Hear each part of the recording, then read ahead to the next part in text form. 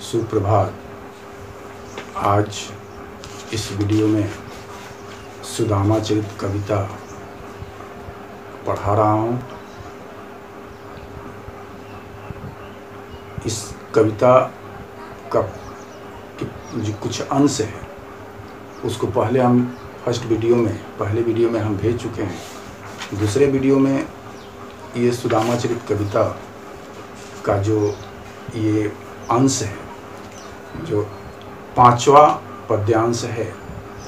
ऐसे बेहाल बिवाइन शोपग कंटक जाल लगे पुनि जोए, हाय महादुख पायो सखा तुम, हाय इतय न कितय दिन खोए। देखी सुदामा की दीन दशा, करुणा करी के करुणा निधि रोए। पानी परात को हाथ छुओ नहीं, नैनन के जल सो पग होए।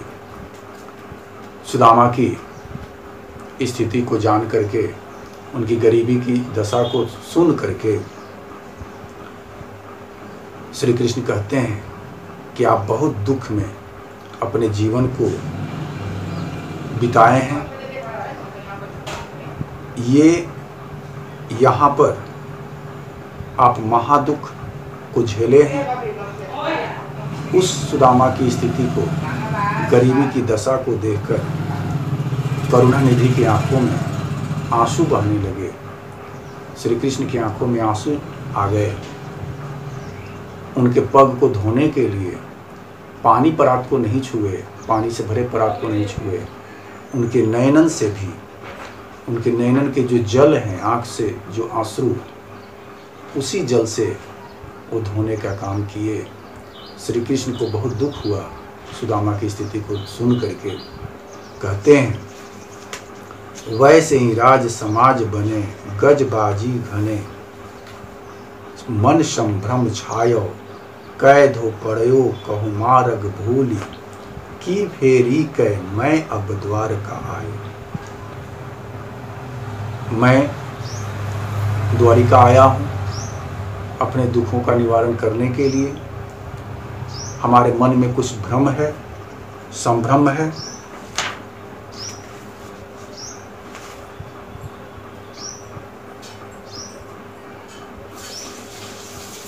भौन बिलो की बेको मन लोचत, सोचत ही सब गांव मंझायो।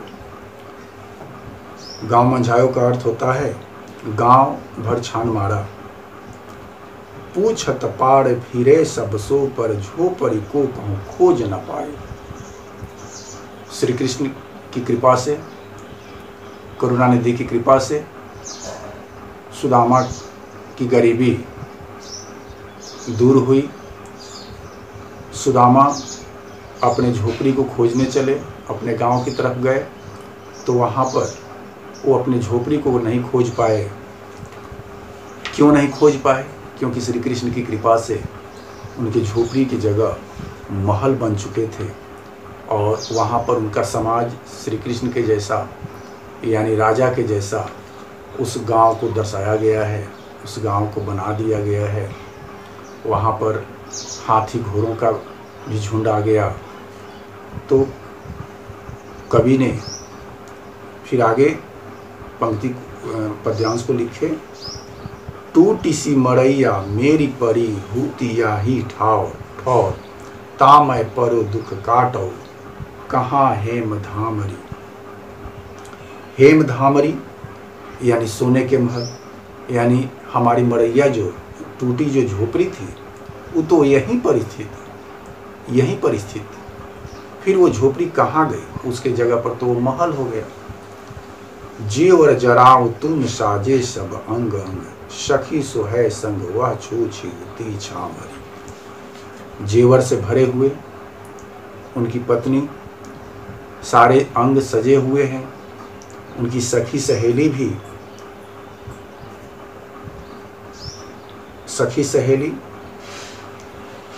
जो पहले निर्धन थी, दुबली पतली, वो सब भी सुंदर सुंदर कपड़े, साड़ी पहने हुई थी जो कि सोने से जरी हुई थी। तुम तो पटम्बरी ओढ़े हो किनारीदार, सारी जड़तारी वह ओहे कारी कामरी, मेरी वा पंडाइन पड़ाइन तिहारी अनुहार, ही पे विपदा सताई वह पाई कहाँ पामरी। यानी विपदा से भरी असहाय झोपड़ी से महल बन गई, झोपड़ी से महल वहाँ पर हो गई। और वहाँ की जो सुदामा की जो पत्नी थी वो भी अपने अच्छे कपड़े पहनी। कै वह टूटी सी छानी हती, कह कंचन के अब धाम सुहावत। वहाँ झोपड़ी के जगह पर सुंदर महल सोने के जैसा धाम बन गया, भवन बन गया। कै पग में पनही नहती, कह ले गजराज ठाड़े महावत। हाथी घोड़ा, हाथी महावत को ले, महावत जो है हाथी को लेकर के वहाँ पर खड़े हैं। यानी वहाँ राजा के जैसा ठाट बन गया। भूमि कठोर पैरात कटे कहाँ, कह कोमल सेज पै नींद न आवत। सुदामा कहते हैं कि हम तो भूमि पर सोने वाले थे, अब भूमि पर जितना सुंदर नींद हमको आ रही थी, आज इस महल में कहाँ, महल में नींद ही नहीं आ रही। कै जुरतो नहीं को दुसवा प्रभु, के परतापत दाख न भावत। ये हमको छोहारा मुनक्का, दाख का अर्थ होता है अच्छा भोजन, जो अंगूर फल मुनक्का जो होता है, ये हमको नहीं भा रहा है। सुदामा कहते हैं कि हमको तो अच्छा ही नहीं लग रहा है। तो श्री कृष्ण और सुदामा की मित्रता जो है, तो सुदामा की स्थिति को जानकर के कृष्ण सहायता किए, अपने जैसा दोस्त को बना दिए, मित्र को बना दिए। तो कवि ने इस कृष्ण और सुदामा के माध्यम से मित्रता का गुण बताया, मित्रता के कुछ लक्षण बताए। एक शास्त्र में एक संस्कृत का श्लोक है, जो कि एक पंक्ति हम सुना रहे हैं कि आपदगतम च न जहाति ददाति काले, इदम सन्मित्र लक्षणम।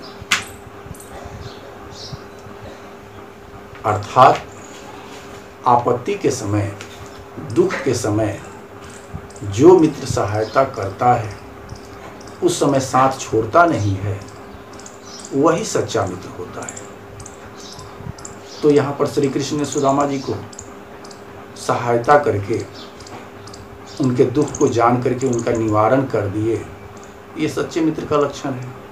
तो इस कविता के माध्यम से नरोत्तम दास जी ने एक बाल सखा सुदामा के प्रसिद्ध कथानक के आधार पर यह दर्शाने का प्रयास किया है कि आखिर सच्चा मित्र वही होता है जो बुरे समय में, बुरे वक्त में अपने मित्रों की सहायता करता है। तो इस कविता के माध्यम से कवि ने यही संदेश दिया है कि हम सबको सच्चे मित्र बनना चाहिए, सच्चे मित्र बन करके अपने मित्र की सहायता करनी चाहिए, उसमें मदद करना चाहिए, ताकि हमारा सच्चा मित्र हमेशा की तरह हमारे जैसा बना रहे। उसको हर विपत्ति में सहयोग करना चाहिए, सहायता करना चाहिए, तब जाकर के आप सच्चे मित्र कहे जाएंगे। सुदामा चरित कविता के कुछ मौखिक प्रश्न है और कुछ लिखित प्रश्न है। तो मौखिक प्रश्न और लिखित प्रश्न के बारे में हम उसके उत्तर के बारे में कुछ बता देते हैं, जो कि आप लोग नोट कर लीजिएगा।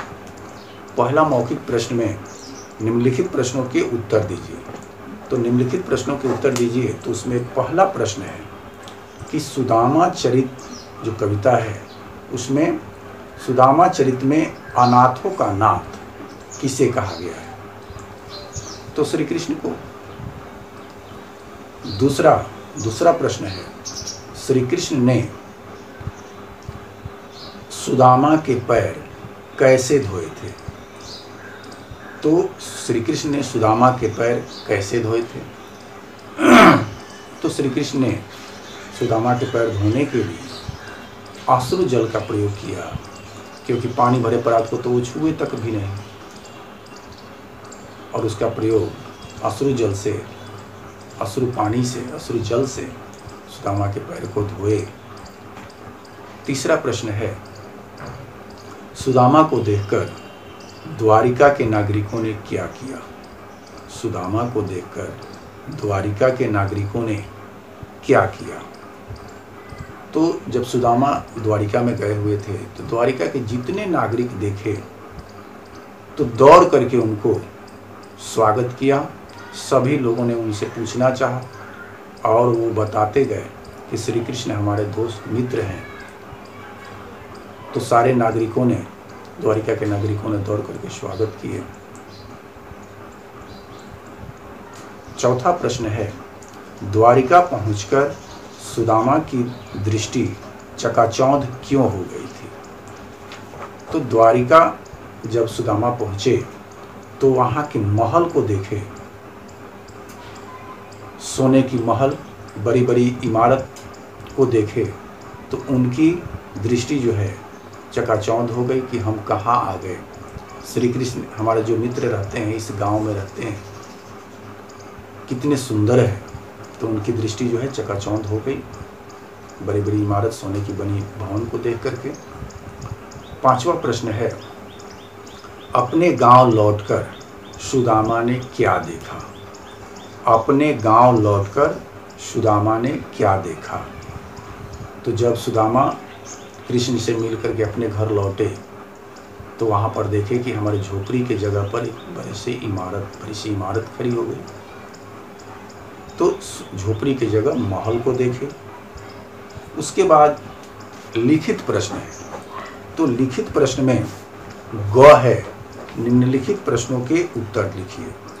तो निम्नलिखित प्रश्नों के उत्तर लिखिए। तो उसमें पहला है, सुदामा की पत्नी ने श्री कृष्ण के सौंदर्य का वर्णन किन शब्दों में किया?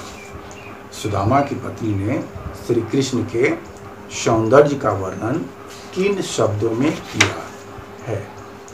तो सुदामा की पत्नी ने श्री कृष्ण का तो वर्णन फर्स्ट पहला जो पद्यांश है उसमें दर्शाया गया है कि पीले वस्त्र धारण किए हुए हैं, गले में वैजयंती माला पहने हुए हैं, शंख चक्र गदा लिए हुए हैं, हाथ में शंख चक्र गदा है, और लोचन कमल उनके जो आँख है वो बहुत सुंदर कमल के समान, और दुख मोचन, वो दुखों को दूर करने वाले हैं। तो इस प्रकार से उनके सौंदर्य का, कानों में कुंडल है, मुकुट मस्तक पर लगाए हुए हैं। तो ये जो है शरीर श्री कृष्ण के सौंदर्य का, रूप का वर्णन की हुई है सुदामा की पत्नी ने अपने शब्दों में। दूसरा प्रश्न है, द्वारपाल ने श्री कृष्ण से सुदामा का जो वर्णन किया उसे अपने शब्दों में लिखिए। द्वारपाल ने श्री कृष्ण से सुदामा का जो वर्णन किया उसे अपने शब्दों में लिखिए।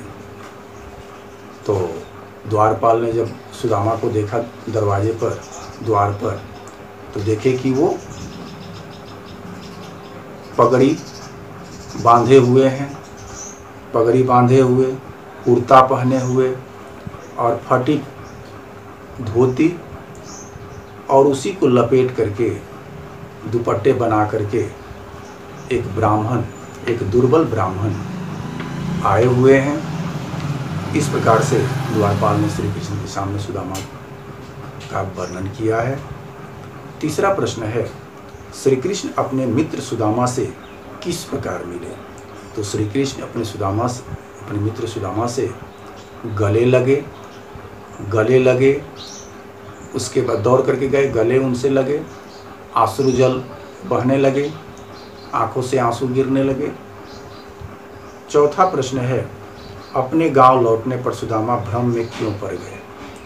क्योंकि जब सुदामा अपने घर लौटे तो देखे कि अरे भाई झोपड़ी की जगह तो महल बन गए, जो हमारी पत्नी है वो इतने गहने धारण की हुई है, सोने से जरी हुई साड़ी पहनी हुई है, सखी सहेली भी अच्छे अच्छे कपड़े पहने हुए हैं, और झोपड़ी की जगह जो महल इमारत है। तो ये देख करके सुदामा भ्रम में पड़ गए।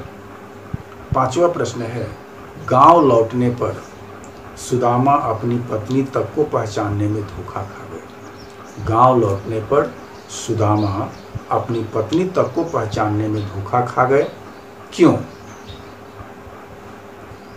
गांव लौटने पर सुदामा अपनी पत्नी तक को पहचानने में धोखा खा गए क्योंकि वो गरीबी की स्थिति में पहले देख करके गए हुए थे। जब वहाँ से लौटे, श्री कृष्ण से मिल करके लौटे, तो उनकी पत्नी जो है सजी सौड़ी थी, सज धज करके थी, अच्छी साड़ी, सोने से जरी हुई साड़ी पहनी हुई थी, गहने धारण की हुई थी। तो इस तरीक़ा से उनके पूरे स्थिति जो है वो सब बदली हुई नजर आई। तो उनको देख करके वो धोखा खा गए, अपने पत्नी को भी नहीं पहचान सके। उसके बाद कुछ जो ब्लैंक, जो सही निशान लगाने वाले प्रश्न है, घ प्रश्न, कि सही उत्तर पर सही का निशान लगाना है। तो सबसे पहला प्रश्न है, श्री कृष्ण और सुदामा के गुरु कौन थे? तो श्री कृष्ण और सुदामा के गुरु ऋषि संदीपन, जिनके यहाँ श्री कृष्ण और सुदामा दीक्षा लेने के लिए जाते थे, तो गुरु उनके ऋषि संदीपन हैं। उसके सामने जो पहला है ऋषि संदीपन विकल्प, उसके सामने सही का निशान लगा दीजिए, पेंसिल से लगा दीजिएगा। दूसरा प्रश्न है, सुदामा श्री कृष्ण से मिलने कहाँ जाते हैं? तो सुदामा श्री कृष्ण से मिलने द्वारिका जाते हैं, दूसरा विकल्प सही होगा, वहाँ सही का निशान लगाइए। तीसरा प्रश्न है, करुणा निधि किसे कहा गया है? तो करुणा निधि, पहला प्रश्न पहला जो विकल्प है उसके सामने सही का निशान लगाइए। चौथा प्रश्न है, श्री कृष्ण ने सुदामा के पैर किससे धोए? श्री कृष्ण ने सुदामा के पैर किससे धोए? तो अश्रु जल से।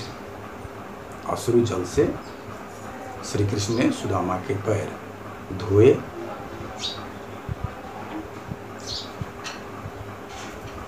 तो ये आपका सही विकल्प लगाना है। तो आप इसको फेयर की कॉपी में केवल लिखित प्रश्न कर लीजिएगा। लिखित प्रश्न का उत्तर आप लोग फेयर की कॉपी में आप लोग नोट कर लीजिएगा। अंग है, भावार्थ लिखना है, आप लोग लिख लीजिए उसको। च, दिए गए काव्यांश को पूरा करना है, यानी कविता में से उसको भर देना है। और भाषा ज्ञान भी जो दिया हुआ है, ज, पहला तो छ जो है पढ़िए, समझिए और कीजिए, उसी में से पढ़ना है, समझना और लिखना है। ज है, दिए गए शब्दों के एक एक पर्यायवाची शब्द लिखना है। पर्यायवाची शब्द लिखना है, जैसे दिन, तो दिन होता है तो छोटी ई से है, तो दिन का दिवस भी लिख दिया है, पर्यायवाची हो गया। लोचन, तो लोचन का नयन हो जाएगा, लोचन मीन्स आँख, तो नयन हो जाएगा। बसन, भाल, हरि, हरि विष्णु, गुरु, विप्र, हाथ, हाथ का हस्त। दिए गए शब्दों के अर्थ लिखकर वाक्य बनाना है। झ है, जो शब्द दिया हुआ है उसका अर्थ लिखिए और उसको वाक्य बनाइए। य, दिए गए शब्दों के मानक रूप लिखिए। पाई, चाही, किनारी, मरैया, सोहै, कामड़ी। तो इसका मानक रूप आप लोग लिख दीजिएगा। धन्यवाद।